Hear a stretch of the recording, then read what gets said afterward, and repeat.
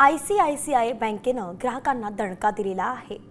बँकेनं बचत खात्यांमध्ये किमान सरासरी शिल्लक रक्कम किती ठेवायची याबाबतचे नियम बदललेत, तब्बल 5 पट वाढ केलेली आहे। त्यामुळे आता ग्राहकांनी नाराजी व्यक्त केली आहे।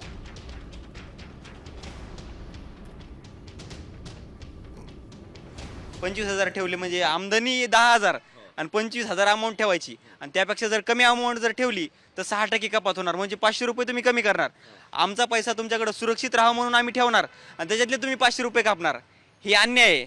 मला वाटतं की कुठेतरी सामान्य माणसांचा विचार करा। शिक्षण घ्यायचं आहे, लोन काढून शिक्षण करतो आम्ही, मग त्यावेळेस सुद्धा घरच्यांवरती लोड येणं, ह्या पैसे मेंटेन करणं, कशाचं टेन्शन घ्यायचं आहे। महागाई वाढत चालली आहे, त्याच्यामध्ये बँका बी असले नियम आणायला लागले तर अवघड आहे सर। नहीं, हा निर्णय आम्ही हा एक्सेप्ट करण्यासारखा निर्णय नहीं। सीबी बैंक का इतना हाई मेंटेनेंस बैलेंस नहीं होना चाहिए। इतना मिनिमम बैलेंस अगर इतना हाई है तो कोई भी मतलब जिसके पास बेटर ऑप्शन होगा वो वहाँ पे जाएगा। मतलब जहाँ पे 10,000 या 0 जो भी है तो लोग वहाँ पे जाएंगे। यहाँ पे ऐसे इनका भी जो कस्टमर का है वो कम होता जाएगा। पर जिसके पास अकाउंट होगा मेजरली सीधा ऐसे 10,000 का ऊपर करके 10-20,000 तो it is going to affect anyone. जिसके पास मतलब नॉर्मल डे टू डे इतना नहीं हो तो इतना मिनिमम बैलेंस रखेगा ही कैसे? मतलब खर्चा पानी भी डे टू डे उनका एक्सपेंसेस वो मैनेज नहीं कर पाएगी तो इतना मिनिमम बैलेंस रखेगा ही कैसे? एखाद्याचं ठीक आहे, अडचण असेल, नाही ठेवू शकला मिनिमम बॅलन्स, एखाद्या महिन्यात कमी झालं की लगेच तुम्ही त्याच्यावर दंड लावणार, बरं त्या दंडावर GST लावणार, म्हणजे ह्या जिजिया कर ही काय मोगलाई लागून आली आहे का?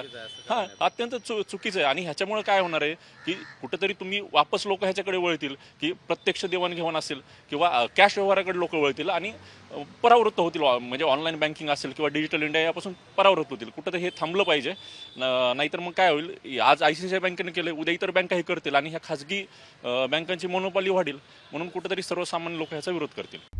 आता isakal.com आहे देशातील नंबर 1 ची मराठी न्यूज वेबसाईट।